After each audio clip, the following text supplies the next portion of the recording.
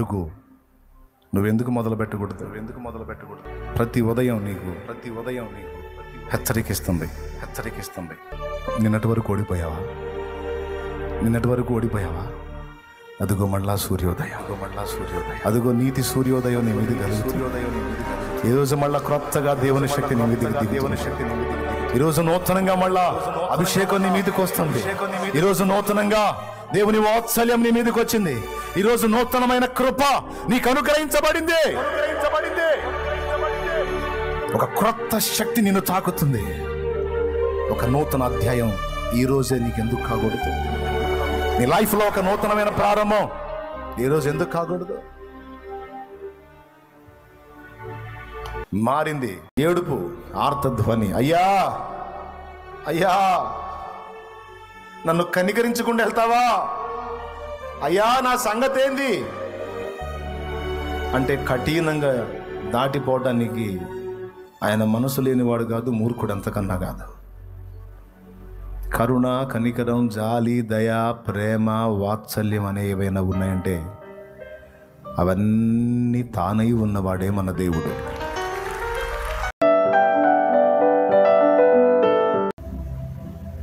నూతన కృప, నూతన వాత్సల్యం, నూతనమైన ప్రేమ, అంతేనా? క్రొత్త తైలము, నూతన అభిషేకము కూడా మనకిస్తాడు ఆయన. ఏ పూటకు ఆ పూట నూతనం. ఇదేంది ఈ ప్రసంగం న్యూ ఇయర్లో చెప్తే భలే ఉంటుందన్న అనుకోవాకండి. సంవత్సరానికి ఒక్కసారి న్యూ ఇయర్, కాకపోతే సంవత్సరానికి ఒక్కసారి సూర్యోదయమా? ఎవ్రీడే, ప్రతిరోజు మనకు సూర్యోదయం కలుగుతుంది. అలాగే ప్రతిరోజు మన గతంలో నుంచి బయటికి వచ్చి ఒక నూతనమైన అడుగు వేయడానికి దారి దొరుకుతుంది. నువ్వు వెతకాలి, ప్రయత్నించాలి నా తమ్ముడు. నువ్వు వెతకాలి, ప్రయత్నించాలి, పోరాడాలి, సాధించాలి. దేవునికి స్తోత్రం కలుగును గాక. హల్లెలూయా.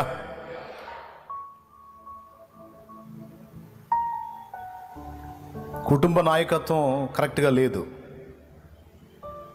సంపాదన విపరీతంగా ఉన్న అన్ని అప్పులే. ఎందుకు ఇలా జరుగుతుందంటే లీడింగ్ కరెక్ట్గా లేదు. నా ఫ్యామిలీని దృష్టిలో పెట్టుకొని నేను లైన్లోకి వచ్చిన తర్వాత నాయకత్వాన్ని మార్చా. ఎవరైతే నాయకులుగా ఉన్నారో వాళ్ళ చేతుల్లో నుంచి బాధ్యతలు నేను తీసుకొని ఎక్కడెక్కడ బ్యాలెన్స్ మిస్ అవుతుంది, ఎక్కడెక్కడ తప్పు జరుగుతుంది అని తెలుసుకొని వాటన్నిటినీ సరిదిద్ది, అంటే ఇంకా వాళ్ళే చూసుకుంటారు, ఇక వాళ్ళ బతికంతే, నా బతికింతే, మా బతుకులు ఇంతే అని రాజీ పడితే అక్కడే ఉండేది పరిస్థితి. సో అక్కడ డైరెక్షన్ కుదరలేదు. నేను చూస్తా, నేను ట్రై చేస్తా. క్రొత్తగా ఒక అడిగేద్దాం. ఫ్యామిలీని కూర్చోబెట్టుకొని ఒక క్రొత్త తీర్మానం చేశా. ఆ తీర్మానం ప్రకారం అందరూ కట్టుబడి ఉండండి. ఈ అప్పులో కొలిక్కి ఎందుకు రావో చూస్తాం. ఇప్పుడు మనం జీవం గల దేవుడిని నమ్ముకున్నాం కాబట్టి రాబడి ఎంతో, దానిలో ఖర్చు అవుతుంది ఎంతో, మిగులుతుంది ఎంతో, మనం అదనంగా చేస్తున్న ఖర్చులు ఏవేంటో అన్నీ పరిశీలించుకొని ఇక్కడ వేస్ట్ అవుతుంది, ఇక్కడ వేస్ట్ అవుతుందని అన్ని కట్ చేసి పడేసి రాబడి అంతటిని బ్యాలెన్స్ చేసి మంత్కి కొంత అమౌంట్ తీసి ఒక్కొక్క అప్పుకి కట్టుకుంటా కొంతకాలం ప్రయాణం చేశా. పెద్ద మొత్తంలో ఉన్న అప్పు చాలా వరకు తిరిగిక చివరి ఘట్టంలో కొంత అప్పు మిగిలింది. ఆ అప్పును ఒక్క దినమంది దేవుడు తీసేశాడు. అది వేరే సంగతి.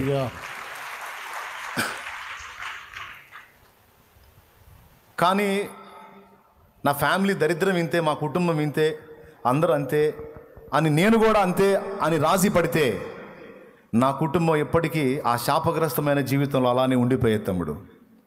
తమ్ముడు వినండి, లైవ్లో ఉన్నవాళ్ళు వినండి, జూమ్లో ఉన్నవాళ్ళు వినండి, ఇక్కడ నా ముందు ఇక్కడ కూర్చున్న వాళ్ళు కూడా వినండి. నువ్వు తీసుకో, బాధ్యత తీసుకో, బ్యాలెన్స్ చెయ్యి. లోకం అనే సముద్రంలో నీ కుటుంబం మునిగిపోయే నావలాగుందా? ఎవరు బాధ్యత లేకుండా ఉన్నారా? మరి నువ్వు కూడా ఆ బాధ్యతను విస్మరిస్తే చివరికి ఆ మునిగిపోయే కుటుంబంలో నువ్వు ఉన్నావని మర్చిపోవద్దు. కనీసం నువ్వైనా నడుం కట్టి కుటుంబాన్ని ఒక కొలిక్కి తీసుకొని రావడానికి ఒక వీరులాగా, ఒక ధీరు రాలిలాగా నువ్వు నడుం కట్టాల్సి ఉంది, బాధ్యతలు చేపట్టాల్సి ఉంది. మా అమ్మ అట్లా చేసింది, మా నాన్న ఎట్లా చేశాడు, అసలు నా భర్త నేను చెప్పిన మాట వింటే బాగుండేది, అసలు నా భార్య ఆ దరిద్ర పని నా చేత చేపించుకుని ఉంటే బాగుండేది.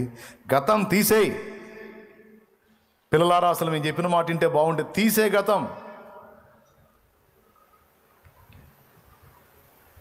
ఇప్పుడేంది? ఇప్పుడు చేయాల్సింది ఏంది? ఒక నూతన శుభోదయం నీకు దొరుకుతుంది అంటే ఒక కొత్త ప్రారంభం ఏ విషయంలో నువ్వు చేయడానికి దేవుడు నీకు అవకాశం ఇస్తున్నాడు.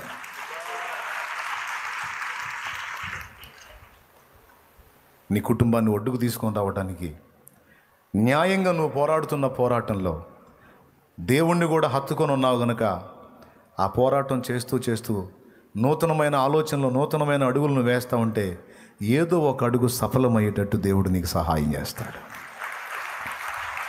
స్తోత్రం చెప్పండి గట్టిగా. చేయడంటారా? చేస్తాడు. ఎప్పట్లాగే కూర్చున్నాడు. బాబా కళ్ళు లేనండి బాబా, ధర్మం చేయండి బాబా, గుడ్డండి బాబా, అయ్యా ఆకలైందయ్యా, 2 రోజులైందయ్యా తిని, వాడు లెక్క ప్రకారం వాడి పాఠం వాడు మొదలు పెట్టేశాడు. బాబా ధర్మం చేయండి బాబా, బాబా 2 కళ్ళు లేవు బాబా, బాబా నడవలేను బాబా. పెద్ద సమూహం తన ముందు వెళ్తూ ఉంది. చాలామంది మనుషులు తిరుగుతూ ఉంటారు, ఎవరు ఎటు తిరిగితే మనకెందుకు. జనం సప్పుడు అడుగు బాగా పెద్ద సప్పుడు వినపడుతున్నాయి అంటే ముందు భిక్షగాడికి వచ్చే ఆలోచన ఫస్ట్ ఏంటంటే, చాలా కాళ్ళ సప్పుళ్ళు వినపడుతున్నాయి, కనీసం ఒక 100 మంది వెళ్తున్నారంటే కనీసం ఒక 25 మంది కనికరపడ్డా, 25 మంది కనికరపడ్డా సూపర్ వర్కౌట్ అయ్యింది మనకి అని. ఇంకొంచెం ఘాటు కడితే బాబా బాబా ధర్మం చేయండి బాబా బాబా అని ఇంకొంచెం పెద్ద కేకలేసి ఇంకొంచెం హడావుడి చేస్తాడు. అవునా? అవునా? భిక్షగాడు చేసే పని అది. కానీ ఆ రోజు అతడు కొత్తగా ఆలోచించాడు. ఆ శుభోదయం అతనికి ఒక నూతనమైన ఆలోచన, ఒక నూతనమైన ప్రయత్నానికి నాంది పలికింది. ఎప్పుడూ జనాలు ఎక్కువగా కనపడితే, ఎక్కువగా రోడ్డు మీద వెళుతూ ఉంటే ఎలుగెత్తి ఇంకా బిగ్గరగా అడుక్కునేవాడు. ఆ రోజు ఎందుకో కొత్తగా ఆలోచించాడు. ఏమన్నా తెలుసా? ఏం జరుగుతుంది? ఇంతమంది సమూహం వెళుతున్నారు, ఎవరు పోతున్నారు ఈ త్రోవన అని ఒక క్రొత్త ప్రశ్న అతని లైఫ్ను ఒక టర్నింగ్లోకి తిప్పేసింది, మలుపు తిప్పేసింది. చూడండి,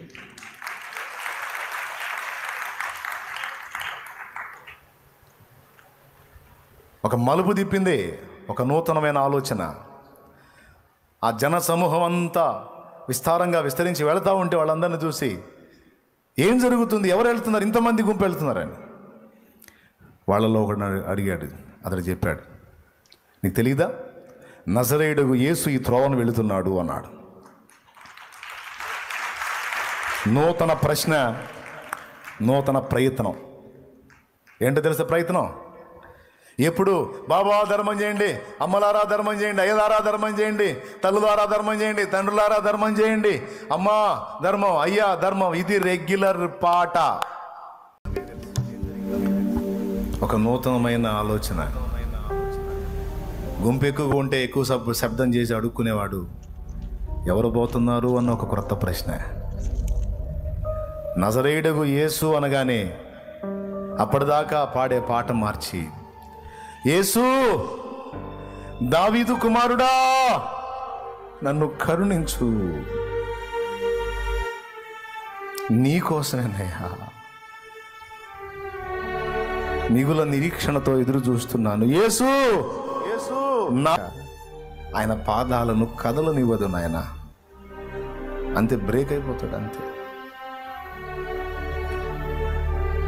నువ్వు ఆనందంతో ఆరాధించు, సంతోషిస్తాడు, చిరునవ్వు నవ్వుకుంటాడు. ఆర్తధ్వని చేస్తే ఆగిపోతాడు ఆయన. దేవా నా తొడగూడు వసలగొట్టావు, కలబడకుండా చేశావు, వెళ్ళిపోవాలా నేనా? ఒక ఆడ మనిషి కోసం 14 ఏళ్ళు బానిసత్వం చేశా. ఆ అమ్మాయి నాకు భార్య అయితే చాలు అని రాహేలు కోసం 14 ఏళ్ళు అయ్యా. మొదటి 7 సంవత్సరాలు చేస్తే లేయా, రెండవ 7 సంవత్సరం చేస్తే రాహేలు. ఒక స్త్రీని సంపాదించడానికి 14 ఏళ్ళు ప్రయాసపడ్డా. మామయ్య నాకు ఆ అమ్మాయి ఇచ్చాడని కృతజ్ఞతతో మరొక 7 ఏళ్ళు. మొత్తం రాహేలు పుణ్యమా అని 21 సంవత్సరం ఖర్చు అయింది నా లైఫ్లో. అలాంటి రాహేల్ని కూడా ఏరు దాటిచ్చా. నాకు ప్రథమ సంతానాన్ని కనిచ్చింది లేయా, నన్ను తండ్రిని చేసింది. నానా అని నన్ను పిలవడానికి నాకు ఒక బిడ్డనిచ్చి నాకు తండ్రి భాగ్యాన్ని కలిగించింది నా దేవుడు లేయాను వాడుకొని. ఫస్ట్ అసహించుకున్న తర్వాత ఎంతో ప్రేమించిన నా లేయా, బిల్హా, జిల్ఫా మొత్తం 4 వదిలేశాను. నా కడుపును పుట్టిన నా పిల్లలు ఏరు దాటిచ్చా. నా మందలు, ఏ మందల కోసం గాడిద చాకిరి చేశాను, ప్రయాసపడ్డాను, నీకు మొర్ర పెట్టాను, ఆ మందల్ని ఏరు దాటిచ్చా. ఒక్కడిగా ఉండిపోయాను నీకోసమే. నన్ను దాటి వెళ్తావా? తప్పు చేశాను, నిన్ను రొమ్ముకు రొమ్ము మానిచి ఢీ కొట్టడం తప్పే. నేను ప్రాధేయపడుతున్నాను, తండ్రి నన్ను ఆశీర్వదించుకుంటూ వెళ్తావా అంటే ఆయన బతిలాడుతున్నాడు. ఇక తెల్లవారుచున్నది కనుక నన్ను పోనిమ్ము. యాకోబు ఎక్కడ పట్టున్నాడండి? నువ్వు విడగొట్టావు కదా, అయిపోయింది కదా. ఏడుపు, ఆర్తధ్వని, అయ్యా అయ్యా నన్ను కనికరించుకుంటూ వెళ్తావా? అయ్యా నా సంగతి ఏంది అంటే కఠినంగా దాటిపోవటానికి ఆయన మనసు లేనివాడు కాదు, మూర్ఖుడు అంతకన్నా కాదు. కరుణ, కనికరం, జాలి, దయ, ప్రేమ, వాత్సల్యం అనే ఏవైనా ఉన్నాయంటే అవన్నీ తానై ఉన్నవాడే మన దేవుడు. Praise the Lord. ఆగిపోయాడు, ఆశీర్వదించి వెళ్ళాడు. ఒక నూతనమైన ఆలోచన కొన్ని జీవితాలను విప్లవాత్మకమైన మలుపులు తిప్పింది. గతాన్ని దలుచుకొని మా నాన్న ఏ పాపం చేశారో నాకు ఈ గతి పట్టింది, పుట్టందుడుగా పుట్టాను, నా కర్మింతే, నా బతికింతే అని రాజీ పడిపోకుండా దాని నుంచి బయటపడటానికి తన చేతనైనంత మట్టుకు ప్రయత్నాలు చేస్తానే ఉన్నాడు, వెతుకుతానే ఉన్నాడు. వెదగుడి మీకు దొరుకును అన్నట్లుగా ఒకరోజు సాక్షాత్తు దేవుడు తానే వచ్చి ఆ అంధుణ్ణి పిలిచాడు. అతని స్వరం నాకు వినపడింది, రమ్మనండి, అతను తీసుకొని రండి అన్నాడు. కేకలేస్తుంటే కొంతమంది అన్నారు, రేయ్ ఏంద్రా నీ గోల, ఆపో, పెద్దగా అరుస్తున్నావు ఏంటి నువ్వు? మేము ఇక్కడ స్థానికులు, నీ ముఖాన రూపాయి కూడా వేయం, జాగ్రత్త, ఆపరా నాయన, నీ గోల వినలేచేస్తున్నావు. ఆ స్వరం ఎన్నన్నారో లెక్క చేయలే, వేస్తానన్నాడు కేక. చివరికి అడ్డగించే స్వరాలు మౌనం అయిపోయినాయి. ఏ స్వరం వచ్చిందో తెలుసా? ఇదిగో నజరేయుడగు యేసు నీ కోసం ఆగాడు, నిన్ను తీసుకొని రమ్మంటున్నాడు అన్న స్వరం వినపడింది. ఎందుకు పిలిచావు? నేను నీకేం చేయకూరుతున్నావు? అయ్యా నాకు 2 కళ్ళు లేవు, నీ గురించి విన్నాను కానీ ఎప్పుడు వస్తావా అని ఎదురు చూస్తున్నాను. ఈరోజు నువ్వు వెళ్తున్నావు అని తెలిసి కేకలేశాను.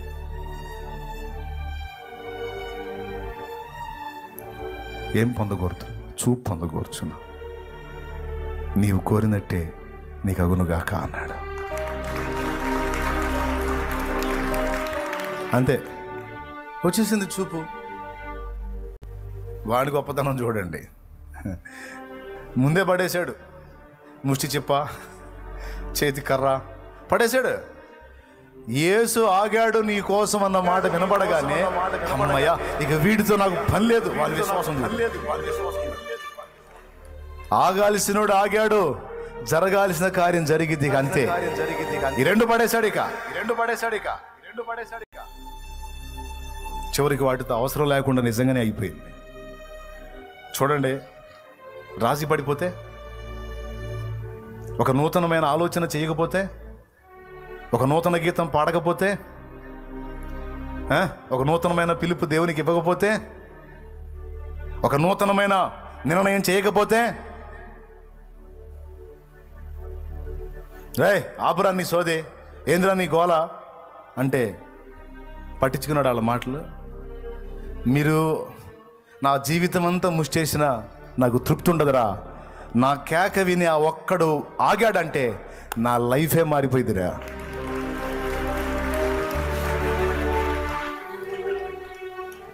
అన్ని నూతన నిర్ణయాలే, అన్ని నూతన అడుగులే. మారిపోయింది నిజంగానే. ఏముందిలే అనుకుంటాం, ఆ చిన్న జీవితంలో, ఆ చిన్న మ్యాటర్లో ఏముందిలే అనుకుంటాం. తవ్వితే బోల్డ్ అనే సంగతులు. ఒక నూతనమైన అడుగు నువ్వెందుకు మొదలు పెట్టకూడదు?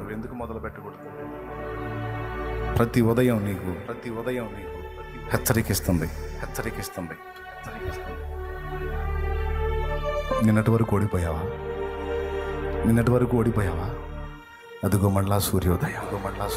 అదిగో నీతి సూర్యోదయం నీ మీద కలుగుతుంది. ఈరోజు మళ్ళా క్రొత్తగా దేవుని శక్తి నీ మీద ఈరోజు నూతనంగా మళ్ళా అభిషేకం నీ మీదకి వస్తుంది. ఈరోజు నూతనంగా దేవుని వాత్సల్యం నీ మీదకి వచ్చింది. ఈరోజు నూతనమైన కృప నీకు అనుగ్రహించబడింది. ఒక క్రొత్త శక్తి నిన్ను తాకుతుంది. ఒక నూతన అధ్యాయం ఈ రోజే నీకు ఎందుకు కాకూడదు? నీ లైఫ్లో ఒక నూతనమైన ప్రారంభం ఈరోజు ఎందుకు కాకూడదు?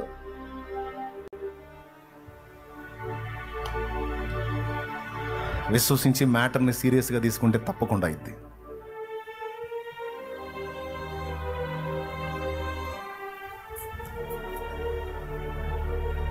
నా అడుగులన్నీ అలా నూతనమైన అడుగులు. ఈరోజు కూడా గతంలో కూర్చోవడానికి ఇష్టం ఉండదు నాకు. ఎప్పుడు రొటీన్ ప్రయాణం నాకు ఇష్టం ఉండదు. నా దేవుడు నిత్య నూతనుడు. నా అడుగులు కూడా నూతనంగానే ఉండాలి. దేవునికి మహిమ.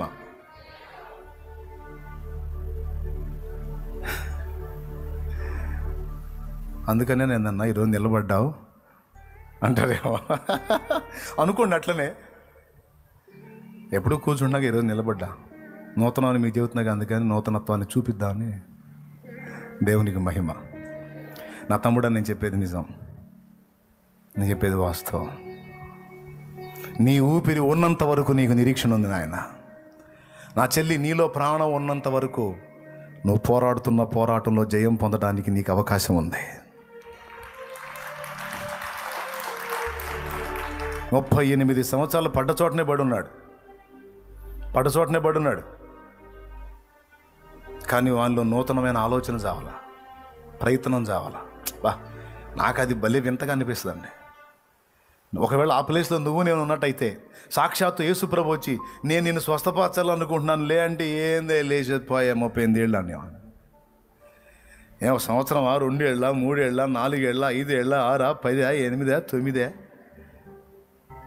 నీ వయసు కంటే ఎక్కువ అనుభవం నాకు ఇక్కడ. ఏందో వచ్చి లే అంటున్నావు. ఏంది లేచేది? ఆ లేచే వ్యవహారమే ఉంటే ఏడెందుకు కూర్చుంటా అనలా. వాడప్పటికి బహుకాలము నుండి ఆ స్థితిలో ఉన్నాడని ఎరిగి